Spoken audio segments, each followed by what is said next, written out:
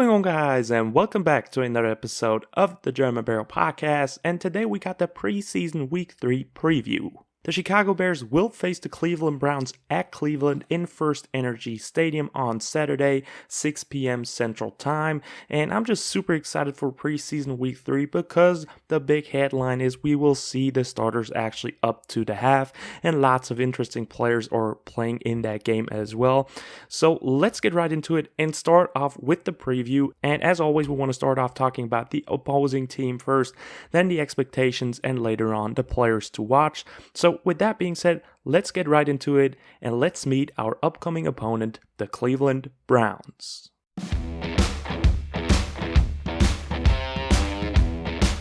And starting it off with the Cleveland Browns, obviously a team that came from a long way now, is really developed into a nice organization with Kevin Stefanski as their head coach.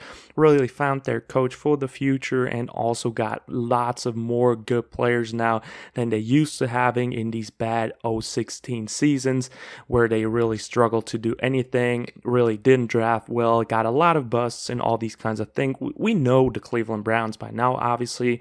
But now over the last couple of years, they really developed into a good, stable organization with really good players, great drafts, all these kinds of things. And that is what we're going to look at today. So let's start off with the free agency and how they actually added to their roster and some losses in there as well.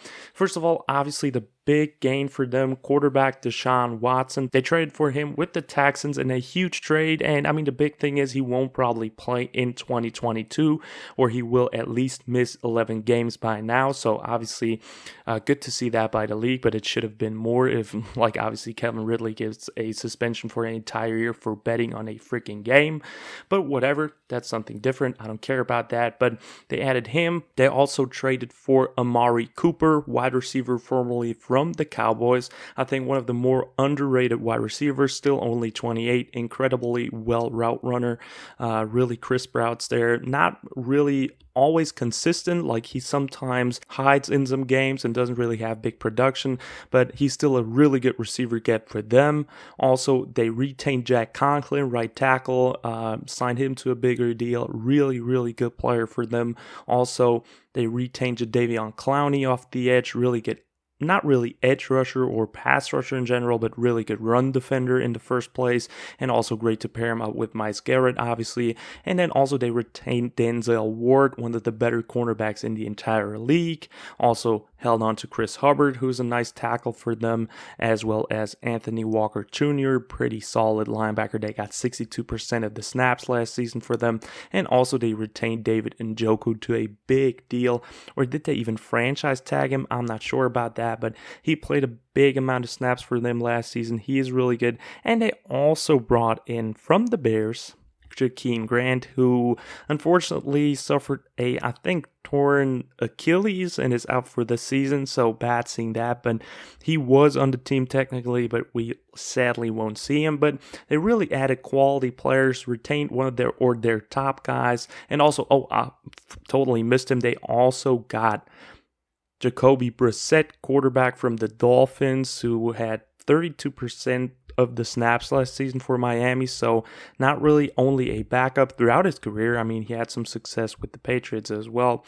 And Jacoby Brissett is one of the better backups in the entire NFL, and he will for sure start during Deshaun Watson's absence, so we will face him tomorrow as well. So I'm excited to see him. I think he's underrated. Not obviously a quarterback one in this league, but really good backup that can definitely win them some games, especially with their talented roster. As for their losses this offseason, they lost tight end Austin Hooper, who was a pretty big part of their offense. Jarvis Landry as well. Also, Baker Mayfield got traded to the Carolina Panthers. Great for him getting out of the organization after having some trouble with them. And then they also lost Troy Hill, cornerback, via a trade to the Rams, who's a really underrated cornerback, had 47% of the snaps, but played really well for them, and the Rams got him on a really cheap deal too, so great for them. As for some other losses, not too many big ones. I thought Rashard Higgins was a really nice, underrated wide receiver for them. Bears maybe could have looked into him as well, but that's already the roundup for free agency for them. Mainly, they retained their big guys and let some players that weren't actually getting a lot of snaps anyway this season, walk-in free agency. So I think a pretty good free agent period for them. As for the NFL draft, I thought they made a really good job. I mean, they did not pick in the first 2 rounds due to the several trades that they made this offseason, but they really made the best out of it. And they started it off with one of my favorite cornerbacks in the entire draft class of 2022, Martin Emerson Jr. The cornerback out of Mississippi State really caught my eye and was one of my favorite targets for the Bears in this draft, especially in the later rounds. Browns snagged him in the 3rd round.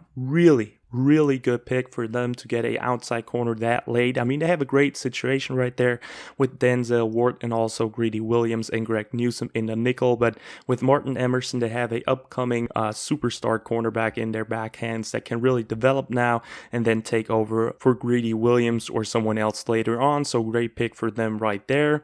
Then they also picked Alex Wright, who is a pretty solid edge rusher for them. He can do lots of great things, as well as David Bell out of Purdue, a guy that was heavily linked to the Chicago Bears, but after the very bad 40 time and combine performance, lots of people went away from him. I thought he still had a shot to be in the NFL. He was never going to be that big playmaker, that's no doubt, but he is really a guy that can provide you some great play out of the slot, that kind of Jarvis Landry replacement for them.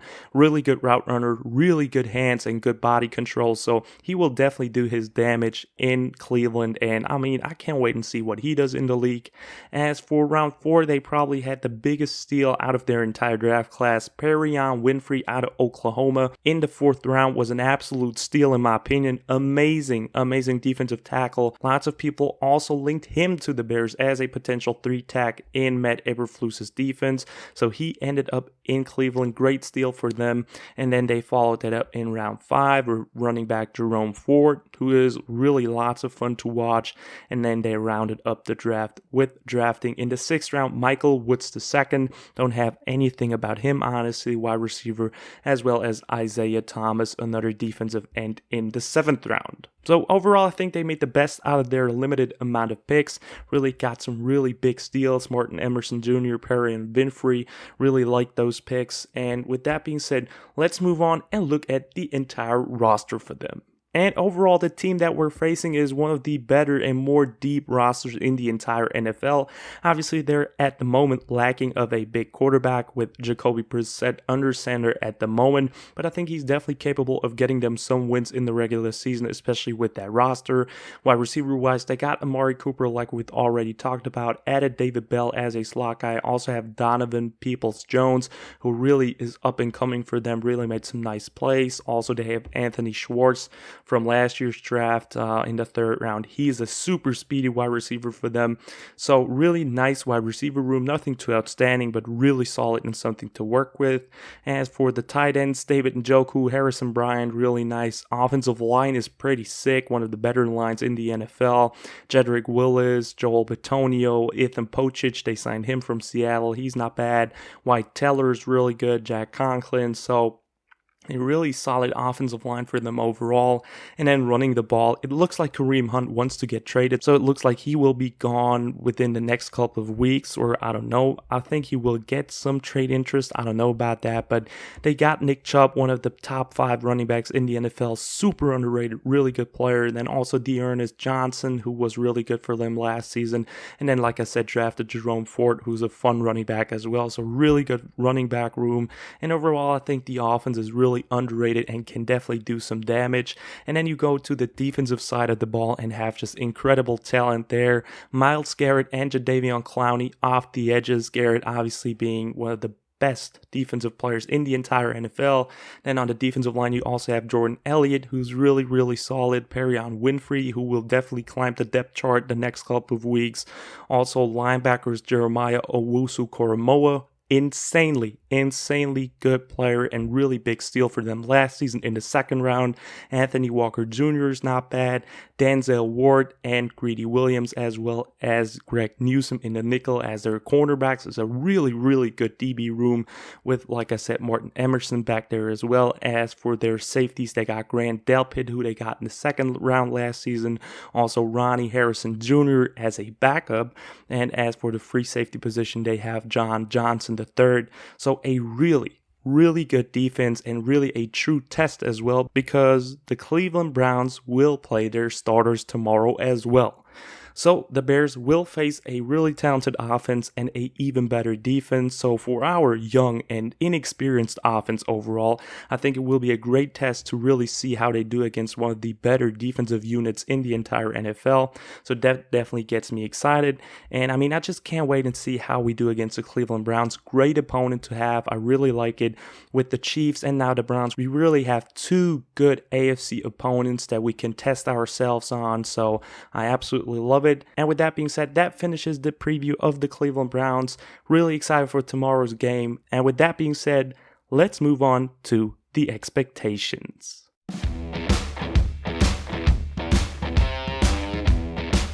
And starting off the expectations, I obviously want to start off with the offense. And we have to start with our guy Justin Fields and how he commands the offense. I want to see the offense finally finish the drive. I mean, they had now really a leveling up process during this preseason. In the first drive against the Chiefs, they stalled and went 3 and out. Then they went better and got better. And then against the Seahawks in their only drive, they scored a field goal. So you really could see the progress on the field, but they were never really able to finish. And for now, I really want to see the offense clicking and get that first touchdown of the preseason for the starters. Obviously, they had limited amount of snaps so far, but with now actually being able to play up to the half even, I think we should definitely expect a touchdown, and that's definitely what I want to see out of the offense. Going through the run game, potentially David Montgomery being back, so involving him, the other running backs, getting the ball out fast, hitting a lot of targets like he did in practice, Justin Fields, and Luke Getsy just continuing with his nice play calling, switching it up, even though it's preseason, keeping it limited, but still kind of getting creative with it. I love what the offense has done so far, but I think there's more to expect, and I want to see them get that first touchdown. As for the defense, for them, I just want to get them more consistent in the run defense. They were at times against the Chiefs where I really struggled. Against the Seahawks, I mean, it was a way weaker offense overall with Geno Smith under center, unlike Patrick Mahomes, obviously, in week 1. But I think the Browns have a really good run offense. That's where they're coming from. And I want to see the run defense of the Bears, just like I said, get more consistent, get the block shots that they need. The linebackers need to finish. And obviously with Roquan Smith being back, I think the chances of that happening are higher than ever. So that's definitely the pretty much biggest thing I want to see from defense, and also just the defensive backs being sticky, obviously, but that should be the case in every single game. So with now the expectations away, let's move on to the players to watch.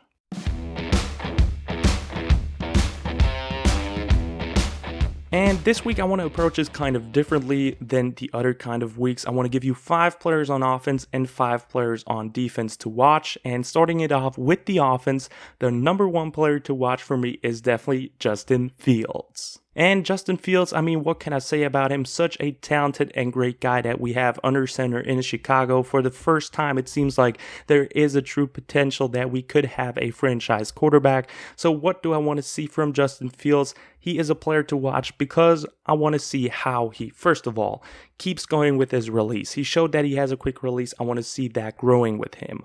Also, his reads have been up and down throughout preseason. There were times where he really made the right decision and got the ball out fast, but at other times he also struggled to make the correct read. So I want to see that keep developing, like making the right decisions, getting the ball out fast. That's the thing about Justin Fields. Player number 2 on offense will be David Montgomery. Montgomery could start against the Cleveland Browns. I'm not sure if he will actually play, but reports were that he was back at practice, so that's the first good sign. And I mean, I would love seeing him getting his first reps of preseason because I think he really needs it to just get in shape for the upcoming season. And I just want to see from David Montgomery his old self, getting a lot of yards, gaining yards, breaking tackles, his great balance.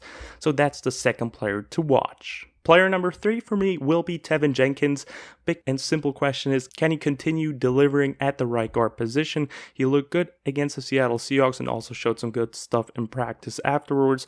So just, can he maintain that playing level? As for player number 4, it will be Zachary Thomas, rookie guard out of San Diego State. He really looked good in that Seattle Seahawks game tape. And I mean, I just can't wait and see how he develops under Chris Morgan, the offensive line coach. Zachary Thomas, one of my favorite Bears draft draft picks this season. So definitely have an eye on him. He looked really good against Seattle, so let's see how he does against Cleveland. As for player number 5, you should definitely also watch out for Equanimous St. Brown. He really never showed too much in preseason this year, but in the camp he really looked good and had a really good connection with Justin Fields, so I'm looking forward to seeing that on the field for the first time as well in preseason week 3 against the Browns. So look out for Equanimous St. Brown. I want to see some big catches, even though the cornerbacks are pretty good for the Browns, but EQ finally has to show something on the field, and I think this weekend it will be the time for it. As for the defensive 5 players to watch, I want to start off with the obvious one. Roquan Smith is back in the Bears pads, in the Bears uniform. Can't wait and see how he commands the defense. How can he lead that defense? Will he be back immediately as that leader, as that vocal part of that defense? And also how he can implement the hits principle into his game. Will he be hunting out there? How does he look at weak side linebacker? That's obviously the big question, and I'm so interested to see how that works, because now he's really just a free football player that doesn't have to do all the responsibilities as a Mike has to do. He does not have to give the calls that will be Nicholas Morrow's part. He can just think about playing football and getting the football, getting to the ball, hitting people. And I mean, that's just a scary thought, thinking about Roquan Smith just being out there and playing linebacking football. Player number 2 for me will be Kyler Gordon. The rookie cornerback showed some real promising stuff against the Seattle Seahawks, so I want to see that continuing. Really love the play where he blitzed off the edge and chased down Geno Smith. So let's see how he performs as his snap count also increases. And I mean, Kyler Gordon should look pretty good. I'm also interested to see where he will line up in the nickel or at the outside. That will be interesting as well. As for player number 3, rookie Dominique Robinson will be interesting to watch as well. Showed some really promising stuff in the first 2 preseason games. Also in practices, got some snaps with the first, so the coaches also like what they see out of the young rookie edge rusher. And I mean, Dominique Robinson, such a talented guy. Can't wait and see what he does this week, but throughout preseason, he really performed on a high level, and I can't wait to see him once again in the Bears uniform. As for player number 4, Angelo Blackson really had an outstanding game against the Seahawks. Had a pass deflection where he looked really smart, and then later on also had a great run stuff against Seattle. So I just want to see him keeping that playing level up. As for player number 5, keeping it short, Jack Sanborn, UDFA out of Wisconsin, showed so many great things throughout preseason. I just want to see him climb the depth chart even more, and let's see how he does against the Browns. Can't wait to see him one more time. And with that being said, that already wraps up the players to watch. So, with that being said, guys, that's already the end of the video, guys. I hope you've enjoyed it. Definitely stay tuned for the Film Room episode afterwards as well. Can't wait to see how the Bears do against the Browns and then break it down for you guys. So, definitely stay tuned for that. Like and subscribe if you liked the video. Check out Twitter and Instagram if you want to as well. And as always, guys, bear down.